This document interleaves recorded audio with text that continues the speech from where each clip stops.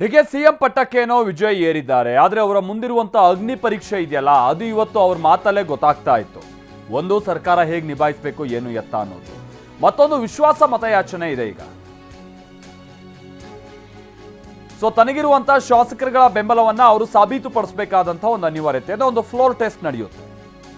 ಯಾವತ್ತು? ಮೇ 13ನೇ ತಾರೀಕಿನಂದು ವಿಶ್ವಾಸ ಮತ ಯಾಚಿಸ್ತಾರೆ ವಿಜಯ್. 230 ಸದಸ್ಯರನ್ನ ಹೊಂದಿದ್ದಾರೆ. 234 ಸದಸ್ಯರನ್ನ ಸದ್ಯ ಹೊಂದಿರುವಂಥ ತಮಿಳುನಾಡು ವಿಧಾನಸಭೆ.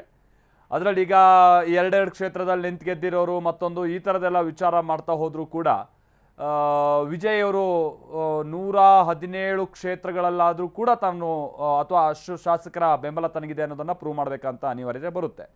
ಈಗ ನೋಡಿ, ಟಿವಿಕೆಯ 107 ಶಾಸಕರು, ಕಾಂಗ್ರೆಸ್ನ 5, ವಿಸಿಕೆ 2, ಸಿಪಿಐ ಹಾಗೆ ಸಿಪಿಐಎಂ 2 ಶಾಸಕರ ಬೆಂಬಲ ಇದೆ. ಮುಸ್ಲಿಂ ಲೀಗ್ ಕೂಡ ನಾವು ಶಾಸಕ ಸ್ಥಾನ 2 ಇದೆ. ಬಟ್ ಅವರು ಗೆದ್ದಿರುವಂಥ DMK ಸಿಂಬಲ್ ಅಡಿ ಟೆಕ್ನಿಕಲಿ ಅದು ಹೆಂಗೆ ಕೊಡೋಕ್ಕೆ ಬರುತ್ತೋ ಅದು ಅವರು ಕೂಡ ಚರ್ಚೆಯಲ್ಲಿದ್ದಾರೆ. ಒಟ್ಟು 120 ಸ್ಥಾನವನ್ನು ಹೊಂದಿದೆ. ಹಾಗಾಗಿ ನೋಡಬೇಕಿದೆ ಮುಂದೆ.